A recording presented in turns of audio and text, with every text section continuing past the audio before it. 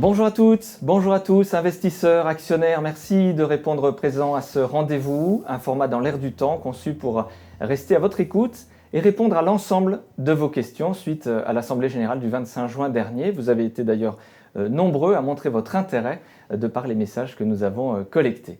Et bien à nous aujourd'hui et à nos invités d'y répondre. Patrick Alexandre et Olivier Giré sont avec nous aujourd'hui en plateau. Patrick Alexandre, bonjour.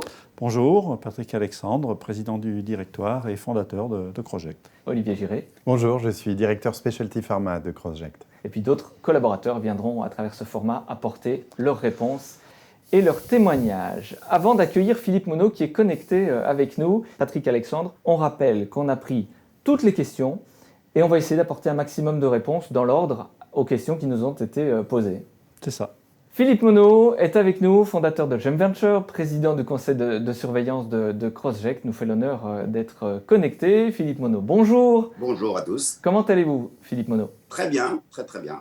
Philippe Monod, quelle est la posture de Gem Venture vis-à-vis de Crosgect aujourd'hui ? Alors, quelques mots sur Gem Venture. Il faut quand même signaler que c'était il y a 22 ans que j'ai créé la société de capital risque Gem Venture avec mon ami Thierry Garret. Donc, en 22 ans, il y a beaucoup de choses qui se sont passées et nous disposons, juste pour information, d'un actif net réévalué d'une centaine de millions d'euros qui nous permet d'envisager les choses très sereinement et justement nous focaliser sur le succès de Crosgect. Je rappelle par ailleurs que nous sommes le premier actionnaire à hauteur de 30% du capital, donc c'est important pour nous, et que nous sommes fondateurs, puisque Crosgect a 20 ans, donc nous sommes fondateurs, nous avons créé cette société il y a 20 ans. Est-ce qu'on peut reparler du modèle d'actionnariat Crosgect ? Oui, alors le modèle d'actionnariat, on a souvent tendance, à mon avis à tort, à opposer les petits porteurs aux investisseurs institutionnels. Les investisseurs individuels sont un complément essentiel aux investisseurs institutionnels. Et d'ailleurs, je voudrais en profiter pour les remercier très chaleureusement ici parce qu'ils sont quand même plusieurs milliers à nous accompagner, à nous soutenir et nous ne serions sans doute pas là sans leur appui financier. Et après, il y a quelque chose aussi que je voudrais souligner, c'est qu'on critique souvent aussi les forums, les bourses aux humeurs, ces fameuses bourses un peu aux fureurs, mais les critiques, ces commentaires parfois sans filtre, parfois directs, sont pas négatifs. Ils nous permettent souvent d'améliorer ou d'apporter des éléments complémentaires à notre plan de communication. Et tout ça dans le respect évidemment de la réglementation qui n'est pas simple. Philippe Monod, je voudrais qu'on évoque évidemment le conseil de surveillance parce qu'on a l'impression qu'il est particulièrement présent, investi. On rappelle son rôle, le rôle du conseil de surveillance ? Oui, alors le rôle du conseil de surveillance, bon, alors conseiller et surveiller, hein, comme son nom l'indique. Et bon, mon mandat a été renouvelé pour 4 ans à la dernière Assemblée générale, donc je vais continuer à m'investir pleinement au sein de ce conseil. On organise régulièrement des réunions de travail très approfondies avec le directoire et les représentants du personnel en essayant de mobiliser toutes les compétences du conseil de surveillance, médicales, réglementaires, pharmaceutiques, industrielles et évidemment financières, parce que rien ne se fait sur le plan de la finance, des orientations stratégiques sans l'accord du conseil. De toute façon, on a aujourd'hui un seul objectif, hein, et moi, ça serait ma plus grande fierté, qu'on ait enfin des Eneos sur le marché et que les gens sauvent leur vie en utilisant nos Eneos. Peut-être un dernier point, si je ne suis pas trop long sur le conseil, les membres du conseil ont aussi parfois des missions parallèles. En particulier, on vient de créer un comité scientifique qui travaille sur la terbutaline pour les crises d'asthme, et Yannick Plétan y joue un rôle important. Et enfin, un point d'actualité, mais je pense que le directoire en parlera beaucoup, on travaille énormément sur la réponse à l'appel d'offres du BARDA, la constitution du dossier de réponse à l'appel d'offres. Et Yannick Plétan, encore une fois, avec l'appui de Jean-François Loumeau, sont mobilisés à temps plein. Philippe Monod, confiance, c'est le maître mot, vous êtes confiant ? Oui, c'est une grande confiance. On a aujourd'hui des équipes très mobilisées, on a des succès commerciaux aux États-Unis, Donc aujourd'hui, il n'y a pas de raison qu'on n'arrive pas au bout de ce projet et qu'on ne commercialise pas dans les années qui viennent nos gammes Zeneo, que ce soit sur les marchés américains et européens. Merci Philippe Monod. Merci. Patrick Alexandre, ce mot confiance vient de donner quelque part le contexte à ce format. On va commencer avec vous. Que retenez-vous de cette année, Patrick Alexandre? Ce que je retiens, c'est que nous avons atteint la maturité commerciale d'abord, avec l'accord Eton Pharmaceuticals, qui s'ajoute à l'accord des Eton. Nous avons atteint la maturité technique également, sans laquelle il n'y aurait pas de production. Notre système de production est désormais opérationnel et robuste. La sortie de nos premiers lots en est la meilleure démonstration. La validation de notre modèle, enfin, qui combine innovation de très haut niveau et internalisation de nos processus critiques, sanctionnée par la visite récente de Bruno Le Maire et l'obtention d'une aide à la poursuite de nos investissements. L'ouverture de notre filiale américaine et la prochaine certification ISO viennent d'à côté de ces fondamentaux renforcer notre capacité à convaincre nos différents marchés. L'introduction de Crogect sur le Nasdaq dans 2 ans, évoquée dans une vidéo le 17 juillet 2020, est-elle toujours d'actualité? L'ouverture de notre filiale américaine, suivie de ce premier accord américain avec Eton Pharmaceuticals, encourage évidemment notre tropisme nord-américain. C'est pour ça l'introduction de Crogect sur le Nasdaq est un schéma logique.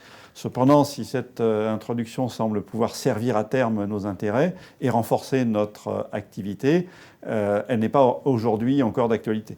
On prend une question, Patrick Alexandre. La communication de Crogect vers ses actionnaires du flottant est insuffisante, selon moi, comparée à d'autres sociétés cotées sur le même segment de marché. Allez-vous l'améliorer et comment? On répond quoi à ça? En tout cas, cette vidéo témoigne de l'importance que nous accordons aux échanges, notamment avec nos actionnaires. Précisons cependant que la communication de Crogect s'effectue à travers plusieurs axes complémentaires. Donc, les communiqués de presse, bien entendu, réglementaires, pour les informations susceptibles d'influencer de façon sensible le cours, les informations réglementées, les événements majeurs. Les réseaux sociaux, tels que LinkedIn, Twitter, pour une information plus fluide. Les newsletters, pour approfondir certains aspects. Et bien sûr, notre site Internet actualisé régulièrement. Donc, nous travaillons par ailleurs à intéresser également la presse générale, la presse grand public, la presse professionnelle et la presse financière à l'actualité de Crogect. L'exercice de questions-réponses porte un fort enjeu de pédagogie. Que voulez-vous que votre auditoire retienne de cette vidéo? Plusieurs notions. Confiance. Nous avons des distributeurs qui paient des droits de distribution avant même que le produit ne soit enregistré. Maturité. Dans le domaine pharmaceutique, on n'enregistre pas un produit avec des prototypes, mais seulement à partir d'une production industrielle. Merci Patrick Alexandre. Olivier Giré, sur le volet du business développement, vous envisagiez pour 2021 des apports de trésorerie sous la forme d'avance ou d'aide suite à des licences existantes ou nouvelles. Où en êtes-vous à ce sujet? Alors la récente signature d'un accord commercial pour Zeneo hydrocortisone aux États-Unis et au Canada, avec Eton Pharmaceuticals, qui est un leader américain de l'insuffisance surrénalienne. Cette signature a donné lieu au versement d'un $500 000. Ce contrat s'ajoute à l'accord sur Zeneo-midazolam en Allemagne, avec des Eton, pour lequel un paiement de franchissement d'étape devrait avoir lieu cette année. Bien sûr que d'autres discussions sur l'Amérique du Nord ou l'Europe sont en cours. Suite à l'intérêt affiché de la BARDA pour Zeneo-midazolam à usage militaire, la société Crogect va-t-elle proposer le produit au ministère français de la Défense et aussi aux autres armées, notamment européennes, ou pour la protection civile suisse? Alors en Europe, chaque armée nationale dispose d'un pouvoir de décision indépendant. Crogect a déjà eu un contrat avec la délégation générale pour l'armement en France. Le choix de faire porter nos efforts en priorité sur les États-Unis correspond à la fois à une réalité de marché et à un intérêt pratique. En effet, le marché américain représente globalement 45% des ventes de médicaments et il présente l'avantage pour une entreprise de croissance comme la nôtre d'être unifiée. On reste avec vous, Olivier Giré, pour évoquer les négociations avec la BARDA, puisqu'elles sont au cœur des préoccupations des actionnaires. Olivier, peut-être pour rappel, qu'est-ce que la BARDA et est-ce que vous avez poursuivi les revues récurrentes avec elle sur ce projet? Alors la BARDA est mieux connue pour son rôle récent dans le financement des vaccins contre le coronavirus. Mais elle s'occupe également de la protection des civils aux États-Unis contre notamment les risques d'attaques chimiques. Donc pour répondre à la deuxième partie de la question, les revues récurrentes auxquelles vous faites référence concernent plutôt le ministère de la Défense américain avec lequel nous avons un contrat de recherche et développement. Mais sur la BARDA, un appel d'offres est sorti le 17 juin dernier, dont le délai est maintenant le 30 juillet, le délai de réponse. Et pendant toute cette période, nous n'avons pas le droit de leur parler, si ce n'est au contracting officer du projet. Êtes-vous en discussion avec la BARDA pour associer Zeneo à d'autres traitements contre des agents neurotoxiques? D'une façon générale, nous ne donnons pas des détails aussi précis sur les discussions avec nos clients potentiels. Je précise que je prends toutes les questions telles qu'elles viennent évidemment. Le lissage du volume des commandes acté par la HHS est-il lié au retour de Crossject sur ses capacités industrielles? Oui, alors la HHS, l'actionnaire faisait sans doute référence à la BARDA. Je vous dirais que la BARDA a exprimé ses besoins et que ces besoins sont compatibles avec nos capacités. Merci Olivier Giré. On va rester aux États-Unis pour parler des relations avec la FDA, mais aussi des enjeux concurrentiels. Et nous allons nous connecter à Isabelle Lipschutz et Jean-Marie Leroux pour avoir les réponses sur ce sujet. Depuis avril 2020, la FDA ne communique plus sur la guidance visant une fiabilité de 99,999% sur les auto-injecteurs dédiés à l'urgence en sortie d'usine. Isabelle, bonjour. Première question. Avez-vous continué de travailler avec la FDA sur cette guidance qui représente un avantage réglementaire certain pour le concept Zeneo? Tout d'abord, bonjour à tous les trois et bonjour à tous. Lorsque la FDA a publié cette guidance, nous lui avons fait savoir que nos développements se faisaient en cohérence avec elle. Nous sommes évidemment toujours gouvernés par cet engagement. Restez avec nous, Isabelle. Nous allons prendre Jean-Marie Leroux, Technical Development Manager. Bonjour Jean-Marie Leroux. Pouvez-vous peut-être compléter ces éléments de réponse d'Isabelle sur cette dernière question? Bonjour à tous. Nous communiquons sur le fait que Crossject utilise une approche dite arbre de défaillance pour identifier l'ensemble des causes profondes des différents types de défaillance matérielle. Mais qu'en plus des techniques habituelles dites mode de défaillance, il est indispensable de les quantifier en utilisant les marges de la conception, la répétabilité des moyens de production, l'acuité des moyens de contrôle, la probabilité d'occurrence de chaque défaut, etc. Et c'est la combinaison des modes de défaillance et de leur quantification qui permet de remonter à la fiabilité du produit, le fameux 99,999% exigé par la FDA. Merci Jean-Marie. Isabelle, une autre question qui a été posée. Connaissez-vous la date d'officialisation de cette guidance? Il s'agit d'une guidance. Ce n'est pas une norme, mais une clarification des attendus de la FDA qui, de fait, peut rester à l'état de projet. En tout état de cause, nous considérons que cela s'applique. Merci Isabelle. Sur le volet du business développement, on va prendre connexion avec Baya Fodil, Global Marketing Early Access Director, avec une question, Baya. EpiPen reste en position de quasi-monopole malgré les scandales sur les pratiques anticoncurrentielles, les problèmes techniques sur l'auto-injecteur, une ergonomie très moyenne, des ruptures de stock et des produits vendus proches de leur date de péremption. Pensez-vous qu'il est encore possible de concurrencer Viatris sur le marché adrénaline US? Bonjour à tous.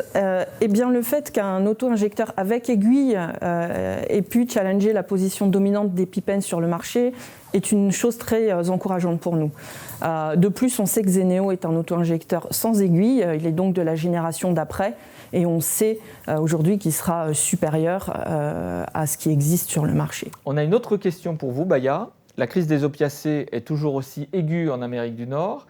Quelle est la situation et comment se positionne Crossject suite aux arrangements conclus lors des grands procès? Eh bien, nous pensons que Zeneo Naloxone reste une alternative très intéressante pour les patients aujourd'hui. Merci pour ces éclairages, Baya Fodil. On va revenir en plateau et parler des autorisations de mise sur le marché qui sont une préoccupation majeure pour les actionnaires.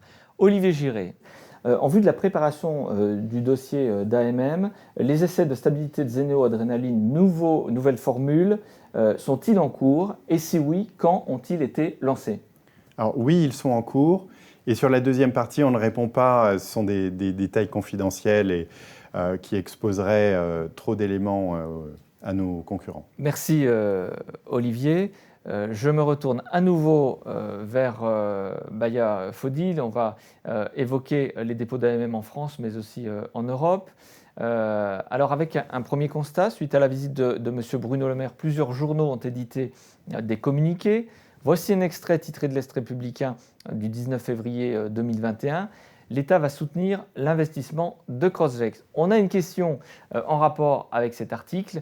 L'État peut-il aussi l'aider dans l'accélération des autorisations de mise sur le marché, Baya? Eh bien, écoutez, fin juin 2021, Emmanuel Macron a annoncé le plan Innovation Santé 2030 qui prévoit la mise à disposition de 4 milliards de fonds publics et le reste en fonds privés.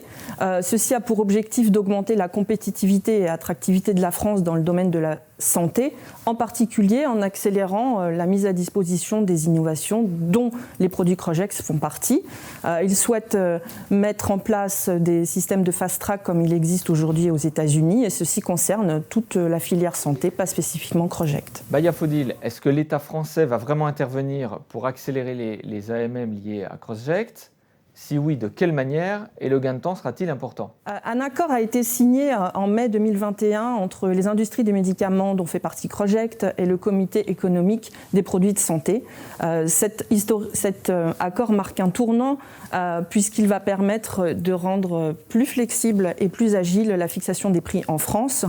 Il va aussi permettre de favoriser la relocalisation de la production en France et en Europe, ce qui est déjà le cas en fait chez Croject. Donc ceci va permettre d'accélérer la mise à disposition des produits innovants comme nos produits pour les patients français. Merci Baya Fodil pour ces réponses. Alors la montée en puissance industrielle de Croject est un enjeu majeur cette année. Henri de Parseval, directeur Engineering et Industrie, et Bertrand Dimet, directeur of Manufacturing, vont faire le point sur ce sujet avec nous.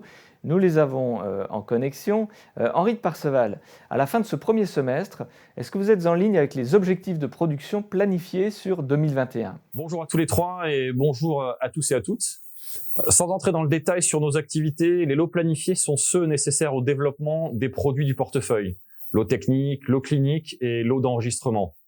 Les quantités produites sont en lien avec les priorités des programmes de développement pharmaceutique. Un objectif de production de 150 000 unités en 2021 a été annoncé en début d'année. Quels sont les différents types de lots planifiés? La signature du contrat portant sur zéno-hydrocortisone nous a conduit à modifier nos priorités. La flexibilité de notre système de production nous permet d'ajuster nos ordres de fabrication en ligne avec l'actualité du business développement. Et nos productions sont en ligne avec ce planning réactualisé. Merci Henri de Perceval. Une question pour Bertrand Dimet. Bertrand Dimet, bonjour. Bonjour à tous. La production des lots cliniques 2020 a été très en deçà du potentiel supposé acquis de 500 000 unités par an. À combien est aujourd'hui évaluée la capacité de production en Zénéo? Conformément à notre feuille de route, la capacité actuelle de Supply Chain Croject est de 500 000 unités par an.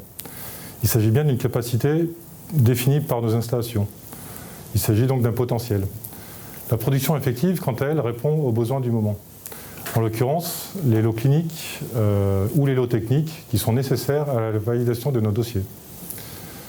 Enfin, notre capacité est servie par une production que nous pouvons faire varier. Par exemple, le passage en 3/8 sur grès est une façon de produire davantage à équipement constant. Restez avec nous Bertrand Dimet, on a une autre question pour vous. Le bilan financier évoque le bail d'un local à Arc-les-Grès de 480 mètres carrés, démarrant début 2019, les locaux d'Ex-Mitaine. Lors de la venue du ministre de l'économie Bruno Le Maire, la presse a souligné le manque de place sur le site de production. Où est-ce que vous en êtes de l'aménagement de cet espace? Alors la question évoque un bail d'un local de 480 mètres carrés et je précise qu'il s'agit d'un local d'environ 1000 mètres carrés qui effectivement correspond au local Mitaine, il était exploité sous le nom de Mitaine jusqu'en 2019.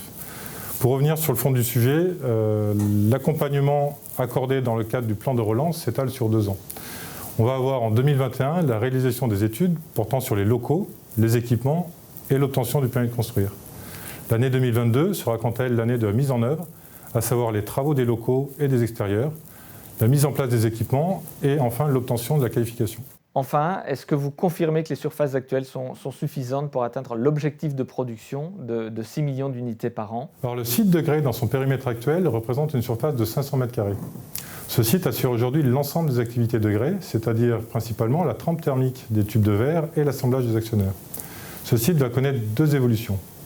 Il sera très prochainement étendu à près de 800 mètres carrés. Il va être exclusivement consacré aux tubes de verre quand le deuxième site sera opérationnel. Le deuxième site, qui représente 1000 m², sera quant à lui consacré à la fabrication des actionneurs. Les capacités de production pourront ainsi être portées progressivement à 6 millions d'unités par an. Merci à vous Bertrand Dimet. Croject a renforcé son partenariat avec Cenexi pour assurer cette montée en puissance industrielle. Et on va retrouver Henri de Parseval et Charles Michaud sur ce sujet. Henri de Parseval, on commence avec vous. Le renouvellement de l'accord cadre avec Cenexi vient d'être annoncé. C'est une nouvelle rassurante sur les perspectives à venir.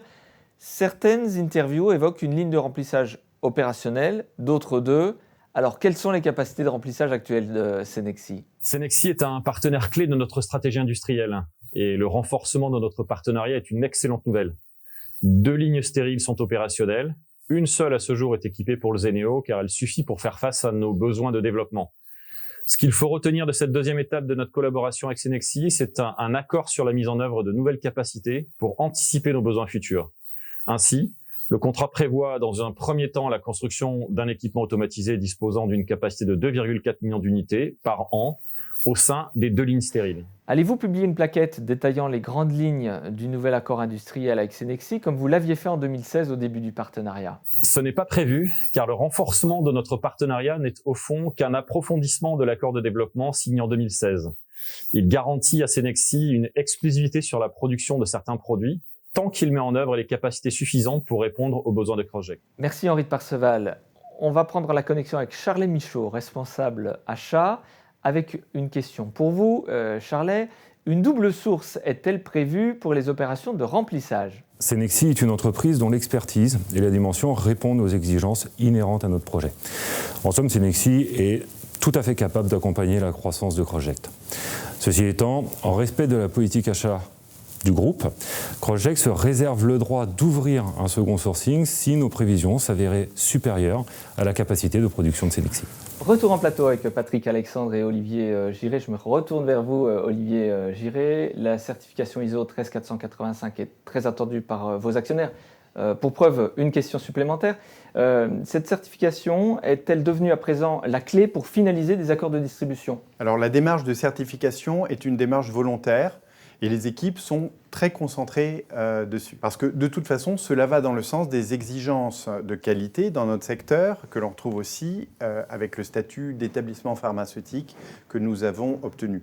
Une certification donne un niveau de crédibilité supérieur, évidemment, mais je vous ferai remarquer que les contrats d'Esitin ou Eaton ont été signés sans que nous ayons été officiellement certifiés. Merci Olivier Giré. On va retrouver Isabelle Lipschutz, toujours avec nous à travers ce format. Et une question pour vous Isabelle.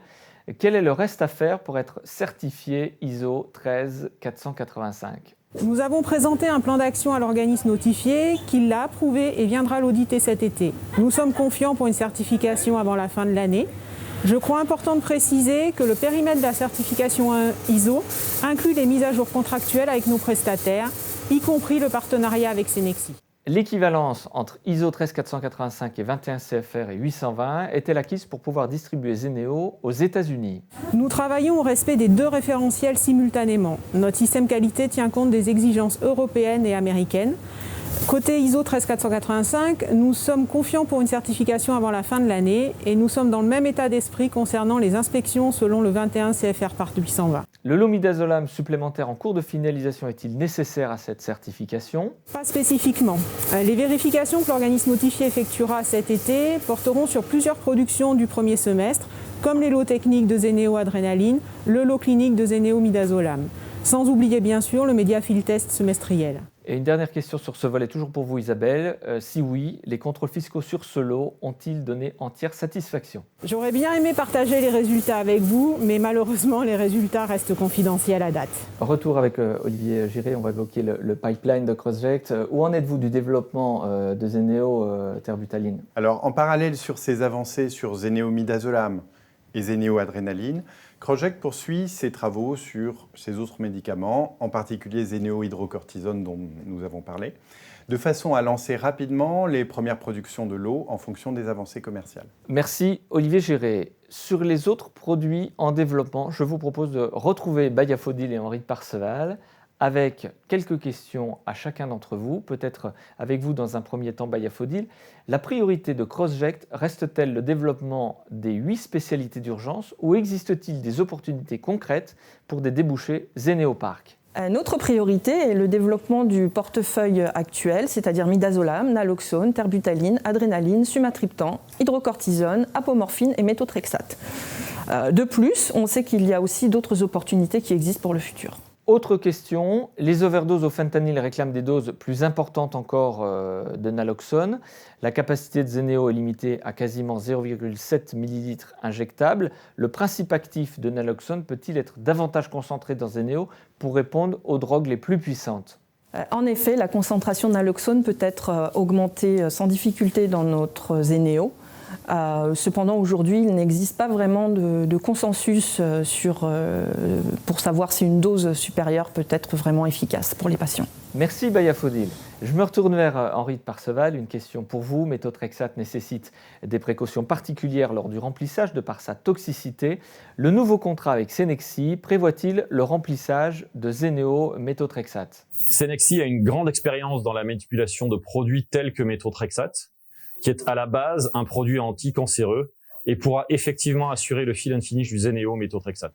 Merci Henri de Parseval. Je me retourne à nouveau vers Isabelle Lipschutz et Baya Fodil que nous allons reprendre en connexion pour répondre à des questions cette fois sur midazolam. Avec peut-être pour commencer Isabelle concernant midazolam une question.